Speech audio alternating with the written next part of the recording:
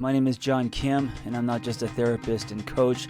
I'm also someone going through his own journey, learning about life and love and what it means to be a human being. I love to create a dialogue that's unrehearsed, casual over clinical. I try to bring things to street level. So this is me, and I hope you enjoy my show. So I'm super excited about this episode because it's my first episode where I have a guest. Now, if you've been listening to my podcast, it's me talking to myself for about 10 to 15 minutes twice a week. But today I have my first guest. And what I'm going to do is about once a month, I'm going to bring on a guest who I think is interesting. So my first guest is Mark Groves. And what I love about Mark Groves is, one, that he talks about love. He has a platform called Create the Love. And I just love his honest, no BS conversations. You know, he kind of, it reminds me of me. No, I'm just kidding. He's blunt, and there's a sincerity in his, in all his stuff, you know, his videos, his content.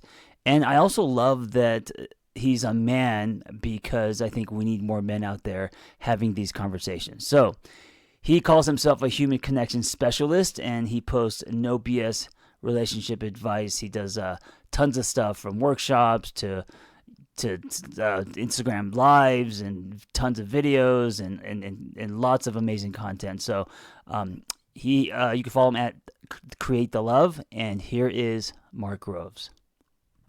So I'm super excited to have you because you're my very first guest, and although I've been podcasting for like about a year, I've never had a guest before, and so this is really, it's exciting for me because I don't have to talk to myself. Well, I couldn't believe it. I was like, what? You haven't had a guest? And then I saw, I'm like, oh yeah, you do all topical things each time. Yeah, I do kind of like in a shot glass, 15 minutes. And I started just to do them for fun. I heard Tim Ferriss, his story with his podcasting, and he just promised himself that he would do 12 with no expectations. And that's what I did. I was like, I'm going to do 12. I'm going to do it for myself. I'm just going to talk about some topics. And then that just turned into, you know how it is because you have your own. Yeah. You know, you watch just because people are so hungry for the truth that you tell, you know, that's really it, is you just tell the truth, and people like the truth. I think that one of the things that gravitates me toward you, and of course, so many other people, is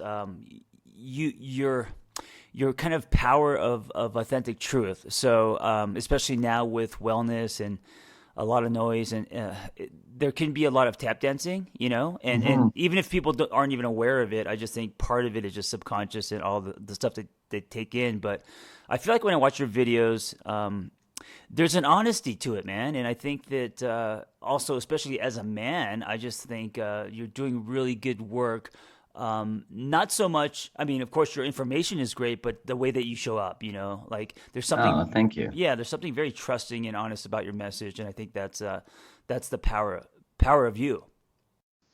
Thank you. I feel like it's such a mirror to my experience of your work, which is that you, I mean, yesterday I was reading your Instagram stories where you answer the questions to people sometimes. Right. And you're like, today I'm being I think you said a grumpy asshole or something. And I just started laughing because I'm like, in that is, you know, just a blunt truth that people already know when they ask you the question, or they know they're going to get that. Right.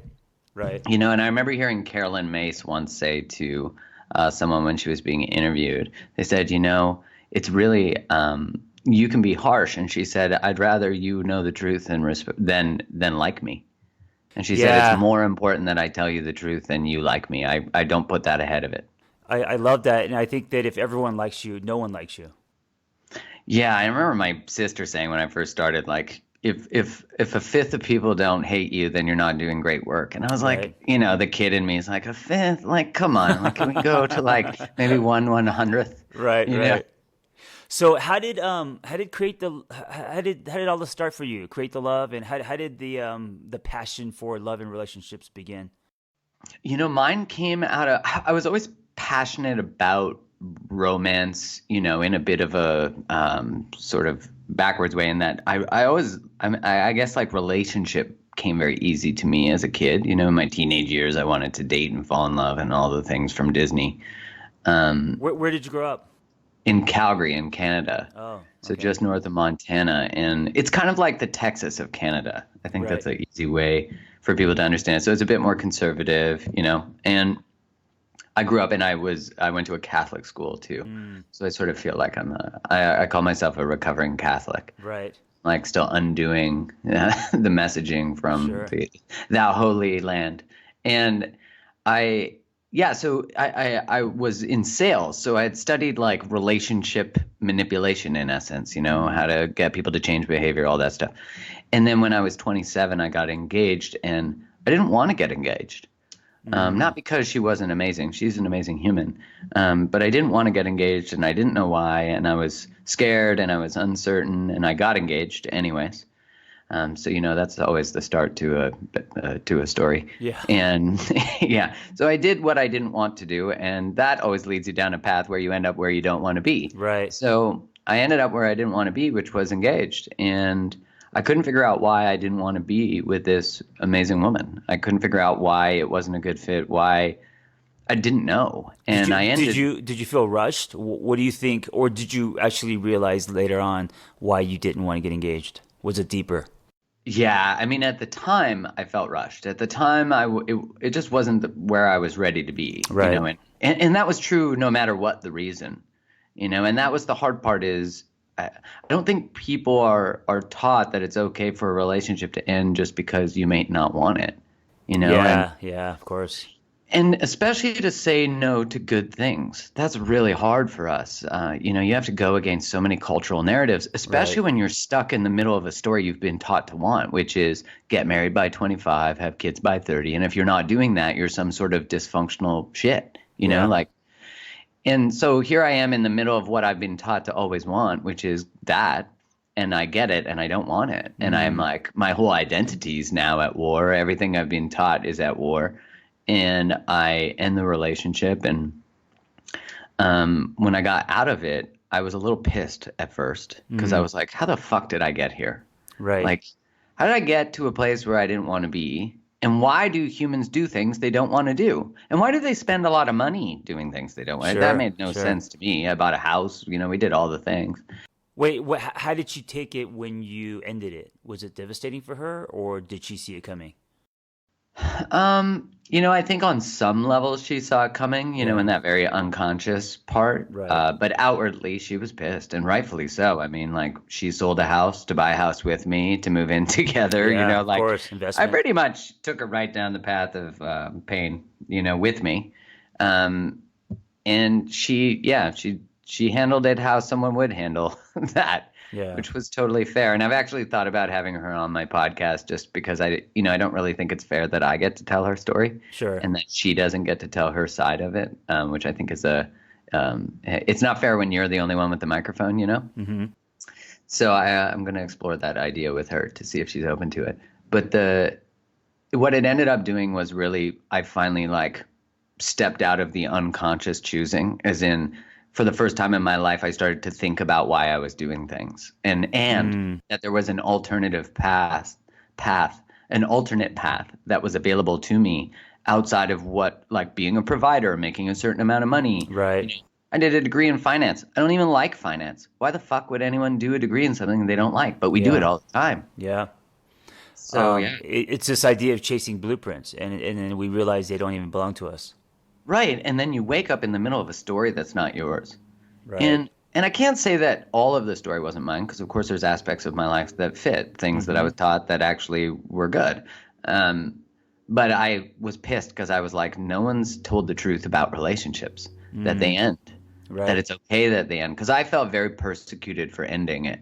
And I was terrified of what people would think of me ending it. And a lot of my greatest fears were realized, in that people would be like, oh, you're just afraid to grow up.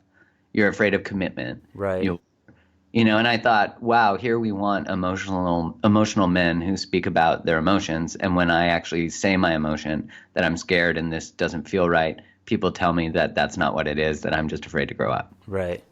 And I was Wait. like, So how old were you at this time when I you was ended? 27. Oh, wow, interesting. That kind of seems to be the time that we start asking ourselves different questions. It kind of when we start turning the corner.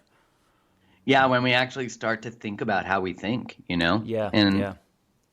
I remember listening to Alan Watts, and he talks about how we're the only species that's aware that it's aware. Mm, I've right, thought about that, you know, it's right. like we're only really stepping into this space of metacognition, of like really thinking about how we show up, and is it how we want to show up? Is this the life that was born from me, or is this the life that I chose to live in order to fit in? So, how sad is it that, so if we're the only species with that gift, right, that separates us from other species, a lot of our species we don't practice that gift. We don't use it. We don't use it at all, right? Yeah, Like the exactly. greatest gift we have. And that's where, that saying, I really started to connect to the saying of ignorance is bliss. Yeah, Because I really started to see how much easier life was when I didn't realize the impact of my choices on other people and right. also on myself, how much I would be hurting myself by, because it's easy to do a couple shots of tequila, get on a speaker, and have a one night stand, to avoid all your pain, Right. which I did as a, way of compensating, to avoid my emotions Mm-hmm. and my fear, my sadness, my loss, my everything. Because we're not socialized, especially as men, to even acknowledge those feelings. And it's not like you're going to go to all your buddies and be like, well, maybe now, right? But back then, I wasn't like, listen, guys, I'm really, before I got engaged, and some of them knew I was really scared. But I think for the most part, people could see it in me, they could Right. smell it in me that something was off with us. And it was me, Mm-hmm. at the end of the day, it was me. So I started to study relationships because I was like, wow, how does someone get to this point where they're so lost and disconnected from themselves? And how do I never get here again? And that's when I realized that for the most part, for the majority of my life, I'd avoided every hard conversation. Mm. So that was kind of the beginning of your hero's journey. Yeah, that was the first rule I made. I will have every conversation I don't want to have because those are the ones that matter. That was Wow. exactly what I wrote down. And then and that's when I first read Man's Search for Meaning by Viktor Yeah. Frankl. And I'd never thought about why I was on the planet, Like I heard Right. someone say the other day, we're just here, we're mammals, we just come here and we hump, we make families, and we die. And I was like, well, I don't believe it. I believe that there's so much more to life, and you can have both perspectives. I don't give a shit which one someone believes. It's Right. just that one's empowering and the other one isn't. Yeah. Well, I think the difference between those two is one is existing and one is actually truly living. Yes, yes. What a great distinction. And like one I get to choose, and the other one I leave fate. Mm-hmm. Fate determines. And I often think like when people say like, it's similar to the science of optimism or luck. When preparation meets opportunity. But I really don't think if you don't put yourself in line with fate, fate doesn't meet you, in some sense. Like you're not just going to wait here and get a red bike like The Secret talks about. Right. Like just Right. imagine a red bike and you get a red bike. Sure, but maybe it's more about choosing your way towards becoming the type of person who gets the type of results you want. Yeah, absolutely. And I also think that the subconscious is a huge. I mean, I don't even think we know everything about it, but I think the subconscious and this in the way that we put out our energy lines up stars, and there's a lot of stuff that happens that we don't see, that we're not aware of. Yeah, and isn't it crazy that we can understand that conceptually when we think about nature? Like when we think about Yeah. nature, there are Right. no mistakes. There are literally no mistakes. But why with us do we try to grow a branch in a direction that doesn't feel right? That just isn't and I Right. think that Right. that comes together to the whole social narratives that we've created about emotion, which is if you're sad or you're experiencing negative emotion, there's something wrong with you. And it's like, no, it's information. If you had pain in your hand, you'd do something about it, ideally. If you were burning your hand, you'd move it. But when you're experiencing negative emotion, why have we taught people that they should ignore it or not, pay attention to it or get curious about it? Instead, it's like find a way to not tell anyone that it's happening, take a pill, do it, do anything to avoid the feeling. Why do you think that is? Why do you think we internalize so much? Why do you think that we bash ourselves. And like when you're just saying, you're talking about nature, I'm actually in a Big Bear cabin right now, staring outside Mhm. at this beautiful tree, and God, amazing. it's windy and raining, and the tree's just standing there. And I don't think that the tree is just beautiful being itself. And with us, we have so much negative self talk and judgment that I know very few people who can stand tall and just be beautiful being themselves. We'll be right back after this brief message. I don't know about you, but my gut is all kinds of fucked up, and I am bloated all the time. Did you know that your gut bugs can control your energy production and even body shape? When you cut out sugars to lose fat, your gut bugs, now that sounds kind of gross, lie dormant and wait. Plus, they also shoot out eggs. When the sugar comes back, they wake up all the eggs and then the eggs hatch. And this is why we get rebound weight gain and bloated so easily after losing weight. ATP Science created a new product called Gut Right. And I want you guys to check this out. Here's what Gut Right does. It stops the overgrowth of normal bugs that immune burden and toxicity systematically. Gut Right replaces the missing modbiotics in our diet, just like multivitamins can replace the missing vitamin. So get your gut right today. Visit atpscience.com/get gut right and get 20% off your first order. Plus, you get free shipping when you use the coupon code AngryTherapist. Go to atpscience.com/get gut right, and you get 20% off your first order if you use the coupon code, all caps, AngryTherapist, and get your gut straight as I am doing.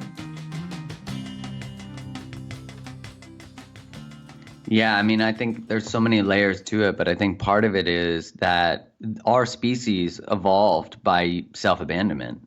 Like it was healthy for you to give up who you are for the greater good of the tribe or the species. And that works till it doesn't, because now we're at a place where the roles we took in relationship were to ensure that the next generation was able to survive and move forward. But in some sense, obviously that's healthy, or sorry, not healthy. Obviously that's necessary.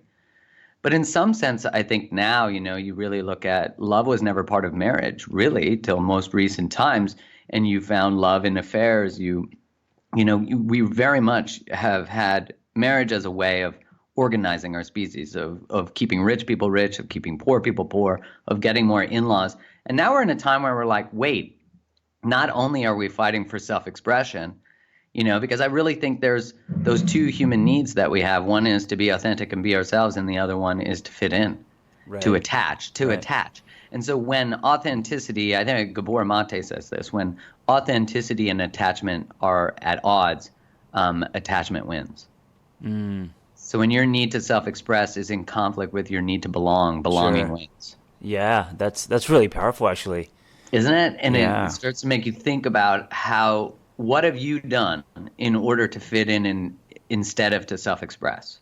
What's funny is I always talk about this. I say never exchange your truth for membership, and this is I exactly love that line. this is what we're talking about. And I say that because I used to be the guy growing up in Los Angeles, chasing shiny things, and I've always exchanged my truth for membership. So whether membership meant some kind of club, a fraternity, a group of people, or the entertainment business, and so by doing so, I've always lived outside in instead of inside out. And it wasn't until I went through a divorce where I kind of drew my line in the sand, and I told myself I'm not going to exchange my truth for membership anymore. And when you do that, and when you like hold on to that with two hands, and of course it's very shaky, you start creating different paths.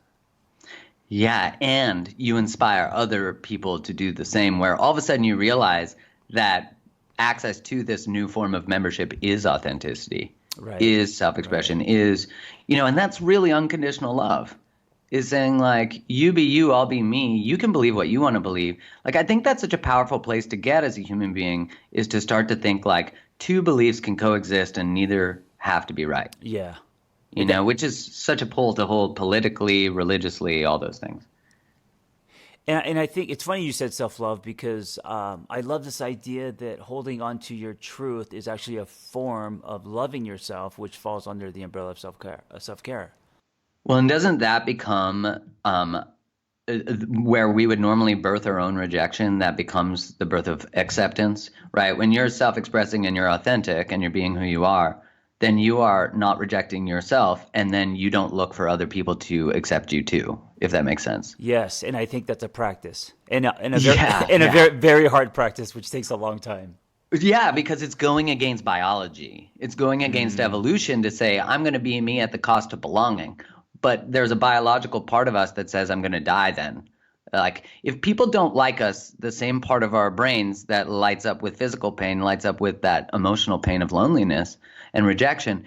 And that's hard because, of course, like, you tell someone whose mom is an asshole, like, well, just don't have a relationship with your mom.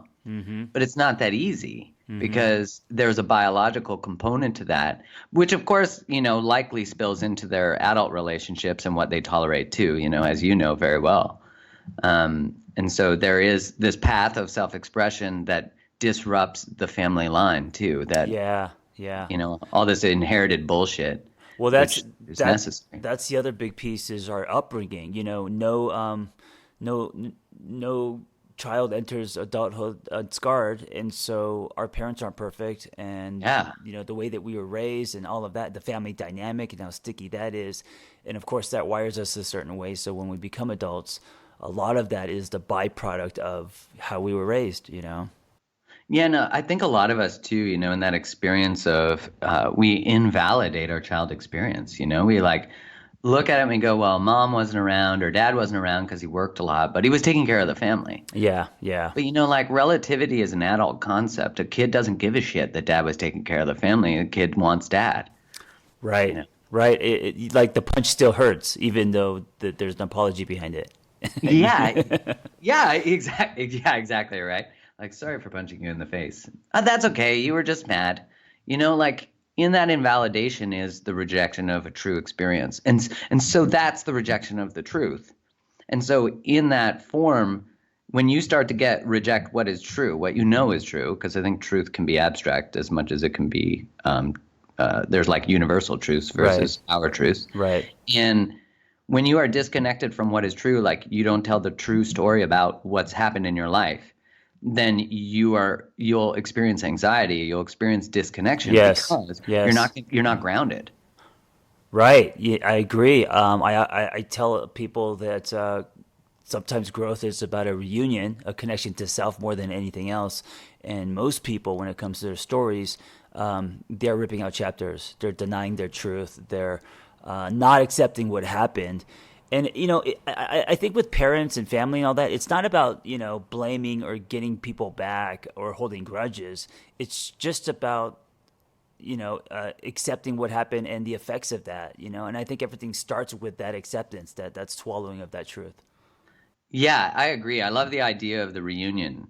That's such a great way of articulating it because I think when you can use the anger that you might have, for whatever your experience was, to transform yourself to then not, the greatest rebellion is not needing a rebellion in some sense.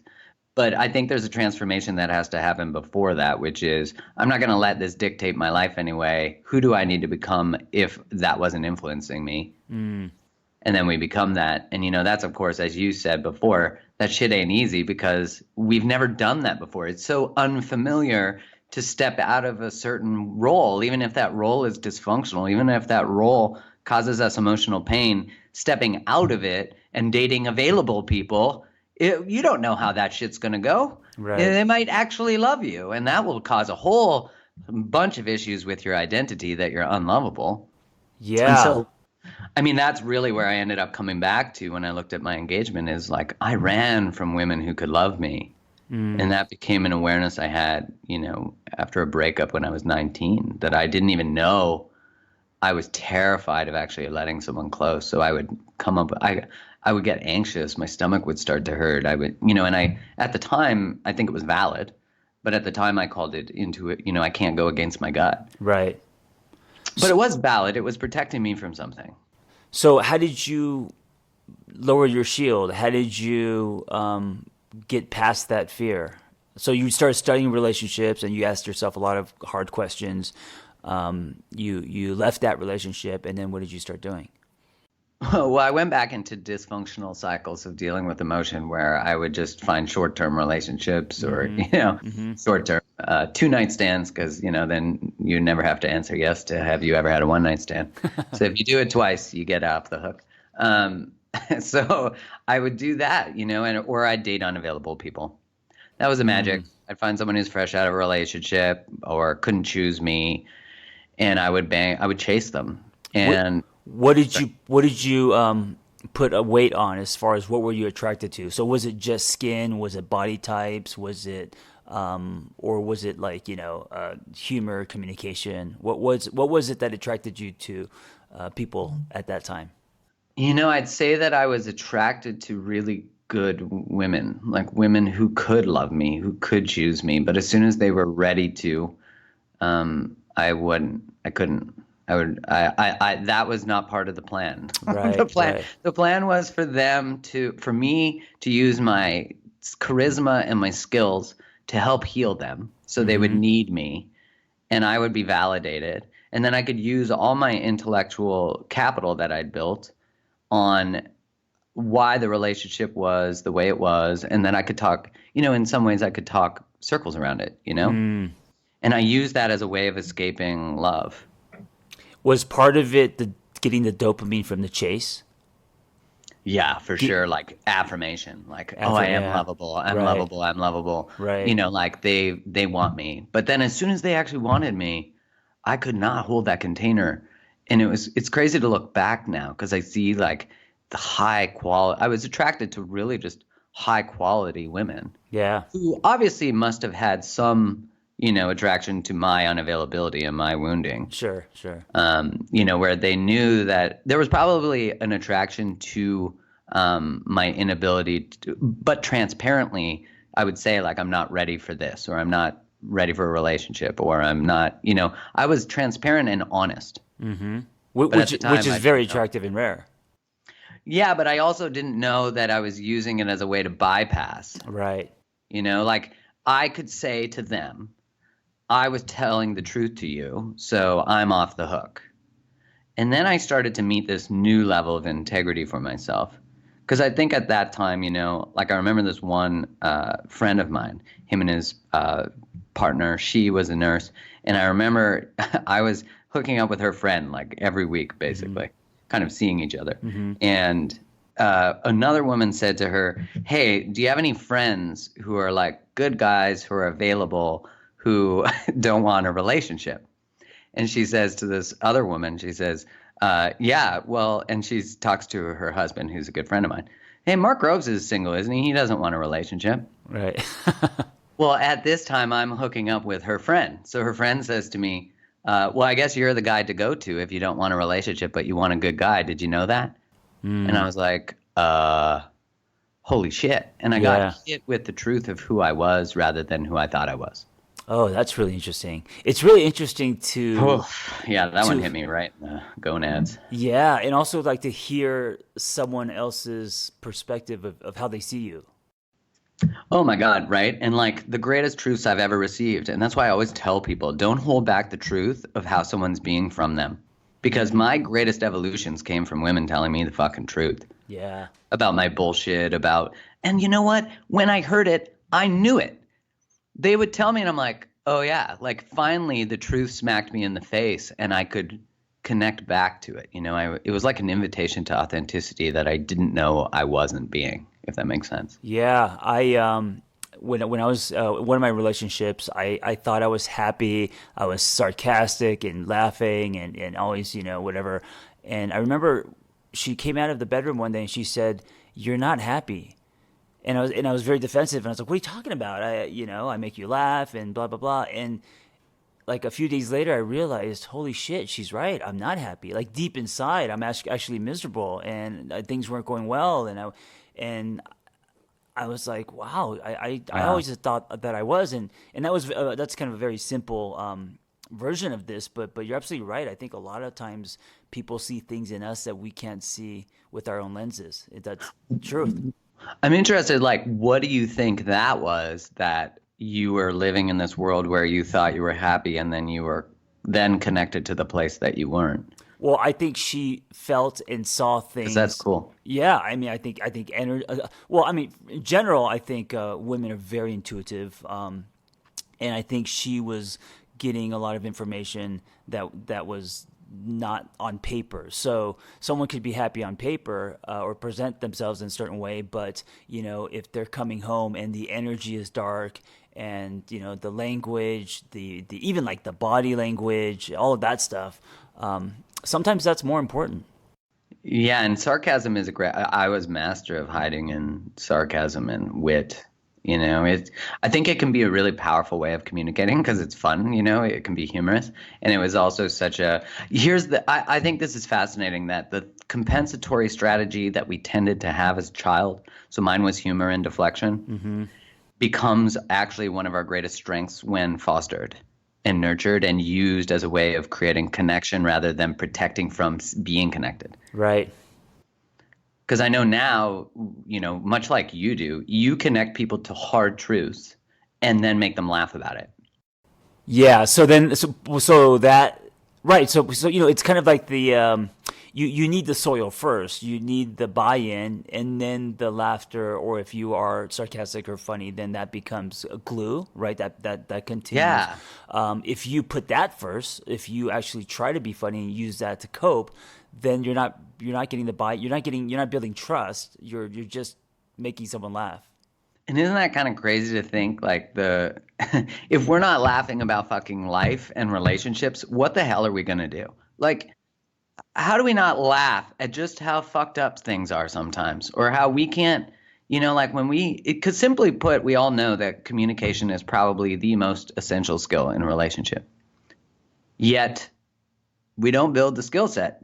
Like, I find that's crazy. Like when you look at Eric Fromm's book, The Art of Loving, he talks about how there is no thing that a human does more than that they fail at than love, and yet don't do anything about it. And I think that's really interesting that we have Right. this cultural narrative that you're just supposed to know how. But who do we fucking learn from? We learn from previous generations that never learned how, that actually had different reasons for being in relationship. Yeah. Different time. Yeah, like, when I hate those memes that are like, have, a couple people who are like 180 on them and they're like, oh, happy 75th anniversary. Why do you think you made it this long? And it's like, well, we took commitment seriously back in our day. Right. And I'm like, oh my God, we thought the fax machine was going to destroy the world. Like, Yeah. I think, Yeah. it's like we think the internet's going to, now don't get me wrong, smartphones are certainly doing things to our brains. And addictive properties that distract us. And, there's research that shows when you put your phone face down on a table at dinner, you're less vulnerable. Oh wow, that's And that's crazy. even face down. Yeah. Because there's always an unconscious part of us that believes there might be more. Which is, when you think about it, like knowing that research, I then was like, ah, shit. Like Kai, my partner, and I will, when we go on a date, we'll leave our phones in the car or leave them somewhere else so that we don't, when we're intentional about the date, so that we don't get pulled away from it. Yeah. So yeah, we do it like during dinner and stuff. I make sure that I'm not. I mean, unless it's an emergency, I don't get on my phone. I try not to. Yeah, it's such a practice though, of course, because our businesses are on, on some level on social media or on the internet. So it's this balance of boundaries with our own work. Yeah, and I wonder when that's gonna fade, where there's no line. I heard once, I think it was Joe Rogan. Someone said that eventually there's going to be chips, the stuff that's in the phone, more advanced, in our ankle or something, and basically we'll be like one day saying to ourselves, remember when we used to carry those phones around? And it's like I could actually see that because I remember when we used to carry around pagers, and some people had too. And Dude, I had a pager. Exactly. Shit was dope. right, and then you'd type in certain numbers where you turned upside down and it said hello or something. Yeah. And I remember on my bicycle trying to get to a payphone because I was paged and how important that made me feel. And I wonder if one day, like, the text messaging and everything is going to be done through our heads, through chips. And we would be like, hey, remember when we used to have those phones we used to carry around and take photos with our hands and all that? Right. Like, remember when we Yeah. used to do that? Yeah, I think it's interesting that we've started to sort of subcontract, like even the memory of things, but the memory of phone numbers, the memory of, where it actually does allow our brains more computing power if it's used. But I guess that's the part is like, even when we, I'm sure you get the question all the time about dating and like using apps, and they're like, the world's so superficial now. And I'm like, well, the world's always been superficial. Like it's not new that people swipe left and right. They just used to do it walking down the street. Right. I agree. I think it's just our technology has amplified things for sure. But Yeah, they're only amplifying things that were already there. exactly. And I think what's fascinating is when, I mean, one, you have less availability to be able to, back in the day, you couldn't like ride your horse to 5 different chicks' houses, like Right. one, even when you had to call people their home in the 90s, when there wasn't cell phones, you had to talk to their parent. That was like a big, remember when you have to call and maybe their brother would answer Right. or the Right. dad? Like, Right. You got to think back in get the through day. barriers. Right, like you couldn't be a player back in the day in the like 1800s because the dad would probably just shoot you, you know. Right. Right. But now there's not as much of a cost, like there's not as much negative social feedback that is necessary for people to change their behavior. I wonder if because of that, people are also now more disposable because there's less at stake because you could just swipe. Right. Yeah. And we're not as likely to, because I think, that concept of um, like we want to know that they're the one right away. And I really love the concept of allow someone to become the one. That way you're not like giving away everything to this fucking unavailable, emotionally unavailable person on the first date. You're like, but they were the one. And then you find out they're not, but you're stuck in this fucking narrative. And the other side of it is you should just be curious about seeing them again. That should be the baseline of all connection is like, are you curious about getting to know them more? If you're not, don't fucking do it. You know what? This is an interesting conversation because I think that the world, partly due to, like you mentioned, Disney movies, we put so much weight on this idea of the one that we are creating cliffs. And I hear it all the time in my own sessions with people that I do therapy with and coach. A lot of single people who are so frustrated, unhappy because they haven't found quote unquote the one. What do you think of that whole concept of the one? Well, I think as soon as you adopt that as a way of being, I've known someone who's stuck in their life because they believe that in this person being their twin flame. And Yeah. so they can't be together. So she has completely suspended her life waiting for him, even though, and I'm like, well, maybe his point is to teach you to not fucking wait. Like maybe that's the purpose of his place in your life, but she won't hear me. And that's okay because she doesn't need to. She'll learn it when she learns it. Right. And, I trust that that's true. And, just like people told me to stop being a douchebag and I had to be a douchebag a little longer. So I had frosted tips and a puka shell necklace, we have to go through some accidents to figure out what matters. Right. You got to let some people crash, right? You can't save people from the bottom. And No, no, no. You can't. Well, also, if you do, you might go with them. yeah, true that. And well, I think as soon as you date with the scarce mentality that there's the one, then you will tolerate behavior that's not acceptable. So right away, it puts you into that space. You'll probably let go of deal breakers and boundaries that we have, if we date with that concept.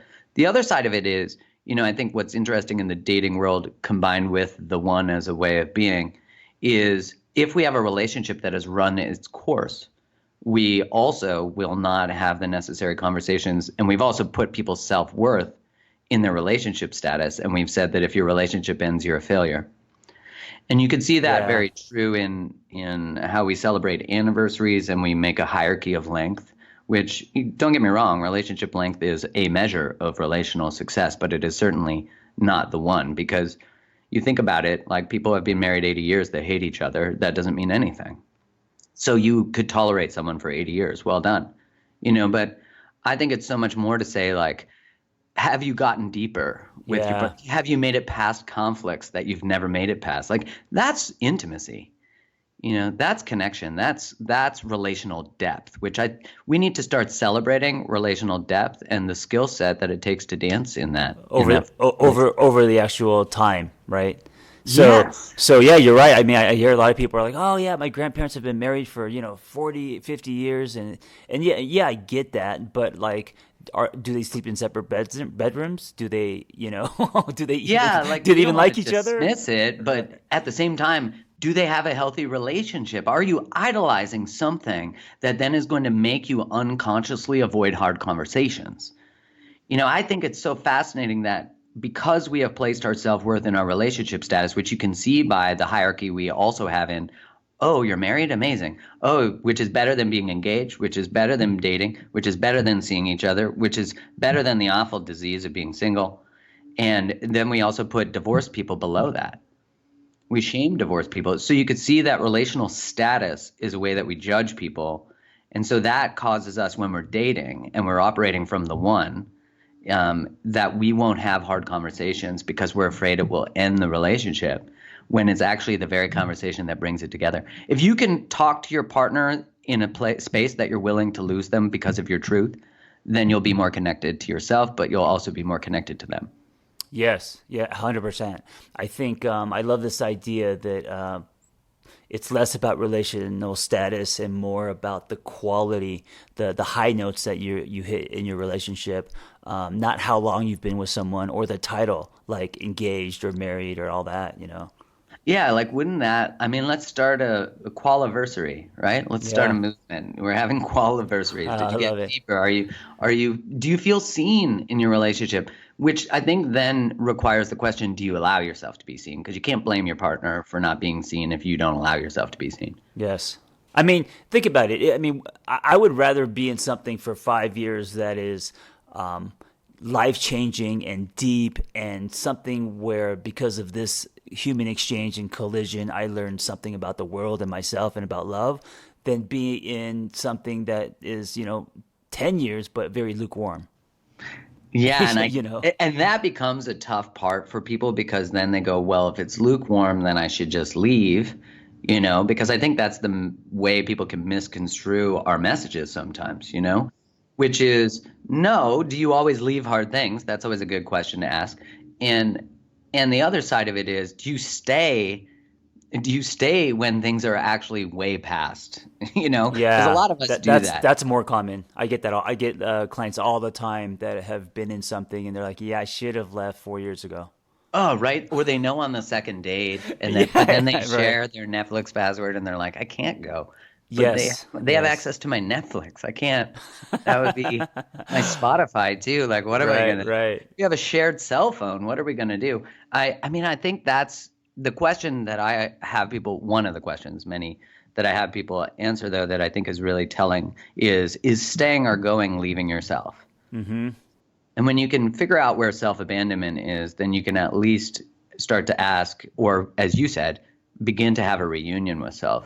That's a Yeah. great gift. I mean, this whole it's really interesting because the reason I'm in Big Bear is, I think I told you over DM, I'm pulling a Stephen King and I'm writing Yeah, this new that's book. right. The whole book is actually it's actually for single people, and it's about connecting to yourself first, and it's all about this relationship you have with yourself over this idea of being better for someone else. And I think that's kind of what we're talking about. Yeah, and I think that's such the gift of relationship, which is if your relationship causes you to feel disconnected, if your breakup has devastated you, fucking amazing. Yeah, I always yeah. tell people that when they're in the midst of a breakup, I'm like, you're in the best part because you don't have to pretend anymore. And you can go a little crazy when you're going through a breakup. Like people will be like, just leave them alone. Like there's like he's, or they are going through something. Just let it happen. And that's when you can birth who you are. Like that's the perfect moment where you're not pretending to be something you're not. People are more afraid of getting their hearts broken than to be someone they're not, which is sad. Yeah, that's so true. They're more afraid to get their hearts broken than to actually like begin to be authentic. Yes, yes. And so we have a lot of afraid people who are in things that are lukewarm or that are not honest to them. And we have a lot of people who are afraid and not wanting to be vulnerable because they're protecting their hearts. I mean, it's like if you go through this world just trying to put a armor around your hearts. One, you're not allowing people to see your truth and who you truly are, which is very sad. But also, the relationships you're going to get into are never going to be the ones that are quality, that are going to be life changing. Yeah, like you're never fully seen and you're never allowing Yes. yourself to be seen. Yes. Like there's what a dance. You think about it as like everybody who's operating in relationships sort of unconsciously, and this I guess is speaking to how I've operated in relationship historically too, is like there's usually someone who loves unrelentlessly with no boundaries who's trying to love everybody and heal that part. And then there's people who are afraid to actually be loved, and they usually end up in relationship, one chasing the other and the other one running and just confirming their stories. And it would be nice if both people just stood still. Well, I'm super happy and honored to just be having this conversation because maybe people who are listening to this, maybe people who listen to you and follow your feed and me, maybe that's the beginning. Maybe it's challenging people to pull from a different place, and there's a ripple behind that. Yeah, and what a great space to be in. I think to be in that space of just like having this feeling of like, right? Like that is like the beginning of the reunion, as you spoke of. Well, that is actually, that's where the road forks. Yeah, Or and what a great space to be in, like to be in the space where you can now choose to rejoin you, to have a reunion, to what is authentic expression to you, and to start to question who you've been, how you've been showing up, why you do what you do. Like the moment you get curious and you're open to being wrong, and you're open to the way what you believe or how you've been living might need some alterations, then you're free because you're not part of some story anymore. Yeah, there's something empowering about asking yourself a lot of questions, and even if you can't answer them, it's actually more empowering when you don't have the answers, because when you don't have the answers, now there's a journey, now there's somewhere to go, right?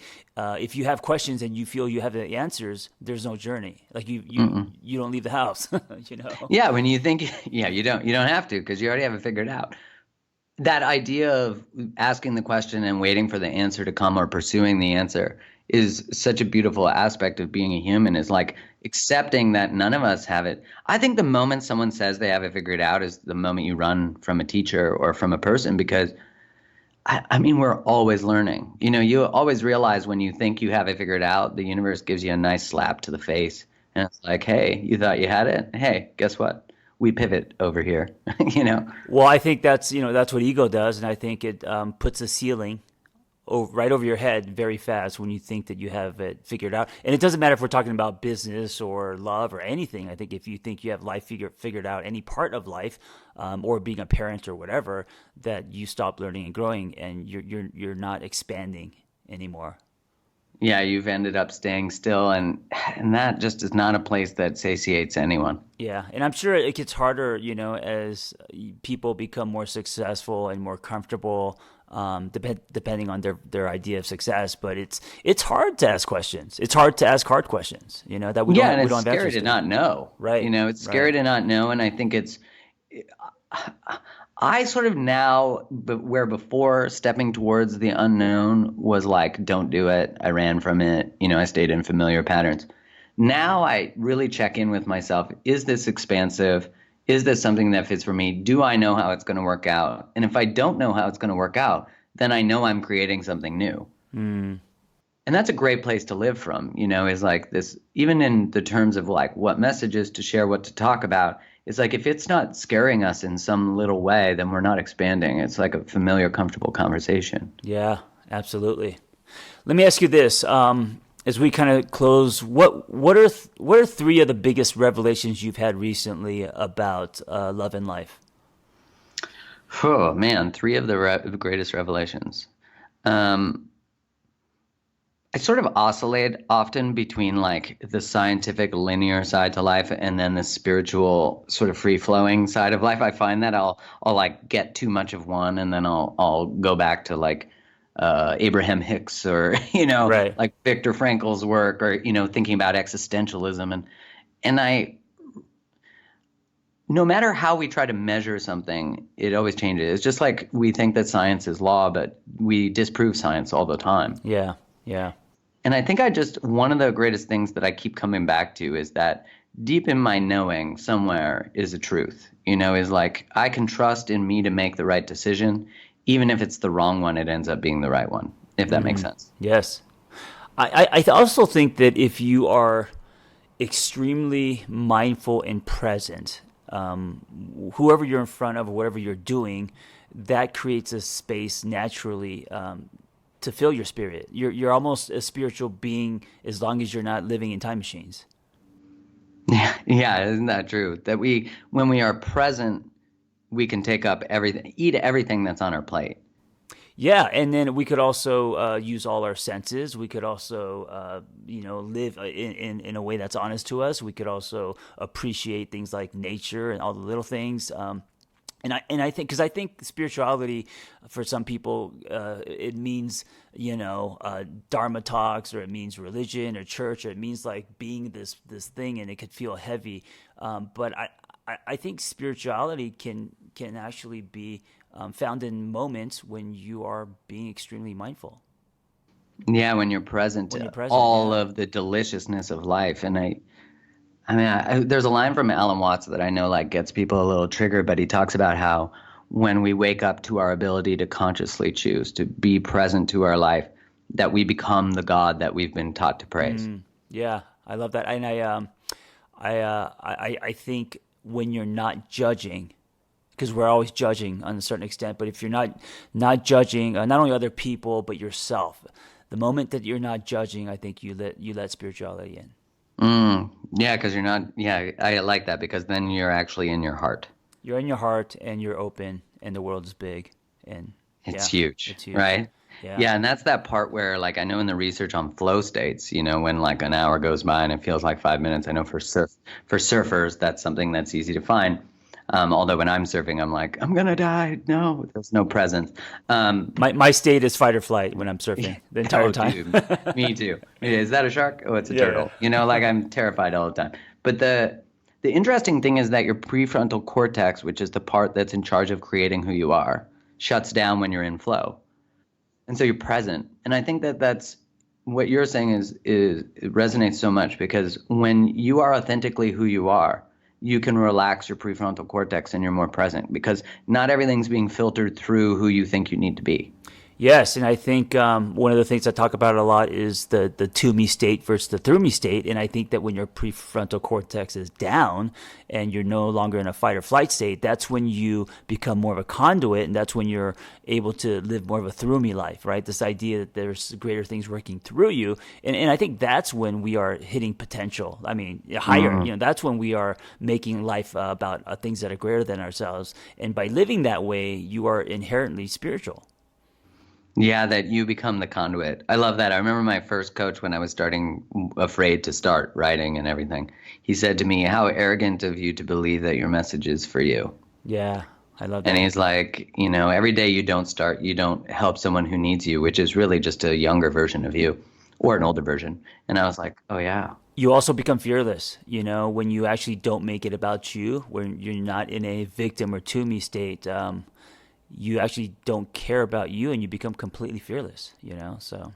Yeah, and I think that, segues sort of nicely with the list of three. Let me think. The second one would be just that I've learned through my relationship with Kylie. I've learned that if I honor myself and honor my own story as our story unfolds together, that we had this really powerful moment where, we were talking about, sort of like some of the non-negotiables that we both have about children and when to have them, timing. And there was a moment where our stories were not sure if they were aligning. And we were standing in the kitchen and the conversation was a little longer than this, but essentially what I said to her was like, no matter what you choose, I'll love you. Like if you need to honor you and this timing doesn't work, that's okay. Just like I need to honor me. And you will never, like our relationship will never be a prison. Like you can come and go because everyone can come and go. That comment right there, which is such a gift and rare. This comment you just said that you honor you and I will support that and I will honor me. What that does is that puts you and her instantly into your own containers. And the thing is that I saw this photo once. I think it was a yogurt ad where I saw two people in two separate bathtubs, and the only thing that was connected was their hands, and they were facing like the Grand Canyon, so they were facing the same direction, but they're in these two separate bathtubs. And I thought, like, that's what healthy relationships look like, because most people want to be in the jacuzzi. Yeah. And so that comment you just said reminded me of what healthy love looks like. Well, and it felt different than anything I'd sort of, it was like the first time I met unconditional love, like truthfully was embodying it. And and then all of a sudden there was this relaxation in her and in me of like, this might be painful, but I never want someone to have to leave who they are to be with me or any story. And I think the moment you sort of acknowledge that someone can come and go no matter what these contracts we create, you start to then have to show up to become someone they would want to choose and Right. to maintain that. And at the same time, there's a freedom to the love because it's through choice, not through have to. As you said, it's like a through you versus to you. Yes. You And know, and that's different. that form of letting go produces trust too. Yeah, there was like because in especially for women, there's this socialization of to put everyone else's needs ahead of your own, to lose yourself, and then they lose themselves, and then they become overtly boundaried, but I would call it walled and independent. Right. And so it takes in some level a person, it doesn't matter if it's male or female or anything in between, to be able to stand in a truth of safe, secure love, which I needed to be invited to through that. Like my healing was happening at the exact same time, which was I was so used to selling out my own story to keep someone that it was like finally this moment where I was honoring my story and inviting someone to honor theirs too. And it was a really cool. So I think that was like probably in my most recent time, Wow. just one of the most transformative moments. It's like everything that happened up until that moment was so divinely created to teach me enough to love her in that moment. Right. I also love that you're using real life story moments and not, bumper stickers. I try to find a good bumper sticker for that. What's number 3? Oh man, what is number 3? I think number 3 is more just aligned with my work, which is that, I start to get caught up sometimes in the processing of how am I going to hold this all afloat? Yeah. I have people working with me and for me now, and there's really like, I don't have to, I get to. Yeah. And that changes things tremendously for me, which is, I think part of what makes people like myself, or I don't want to speak for you, but a lot of people who go into work of wanting to help other people, is the part of what drives it is the want to heal the world, which is also can be sort of an expression of codependency. And, and I really have to constantly remind myself that, and I think this is true of all the work that I've done, which is I don't care what someone chooses. Like when I work with a couple, my goal isn't to keep them together. Right. Because then it starts to manipulate the experience. And instead, my goal is for them to find truth, which often means they're going to stay together, Yeah. Or not. I think if your goal, Or not. Yeah, if your goal is to keep them together, you might be doing it for you and your value as a coach, not so much based on their truth. Exactly. Right. So that has been something is like, it's not my job to hold up the world or for someone to have to heal themselves relationally. That's it. Like, that's not pressure for me. That's that really of like being able to allow the work to flow through me instead of it have to be a certain way or to Yeah. write for applause. Like, fuck that. I didn't create a platform. Someone said to me, I get this all the time. Your message would be more solid if you didn't swear. And I'm like, don't make me your fucking messenger. Right. Like, Right. I didn't, if you don't like it, create a platform where there's an edited version of me, Sure. and it feels like that's the same thing we do to everybody. I don't like the way you're doing it because it doesn't fit with my ideals. Yeah. And it's like, so I keep learning that this isn't about like peeling layers of the onion. It's about expanding and just like, in a wonderful way, taking up more space, but space that's like not mine specifically, but ours. I hope that makes sense. That's essential. It totally makes sense. And at the end of that reminds me of the thing that Brene Brown talks about a lot. The quote from was it Winston Churchill about the arena? Yeah. In her latest Netflix, I think she talks about it. Yeah, it's basically if you're not in the arena, you have no right to say anything. Like unless you're in the arena doing what I'm doing, keep your opinions to yourself. Well, and I think it is. Matter. I learn a lot from people who don't agree with some of the things I say because I learn when I don't word things properly or I can do things differently. And but I think often people forget, like Brene Brown said, and I'm sure you experience this too, that there's a human on the other side of that who makes. I think we're in such a call out culture that it's like trendy to call people out. It's easy. It's easy. It's easy to hide, and it's never been as easier to call someone out than today. Exactly. Like just like with dating, there's no negative social impact, so you can like send a dick pic without, but you're not going to whip out your wiener in the middle of a restaurant, So, well, hopefully you wouldn't. Yeah. But it's interesting that we do that, so just recognizing, I guess, that what someone thinks of me is not what I think of me. And as long as I'm living in line with my integrity and my values, it's that same thing, I guess, we've been saying this whole time, which is what is self-expression and authenticity? And and that will change. Like what I valued or what I thought I valued keeps sort of evolving to encompass more. And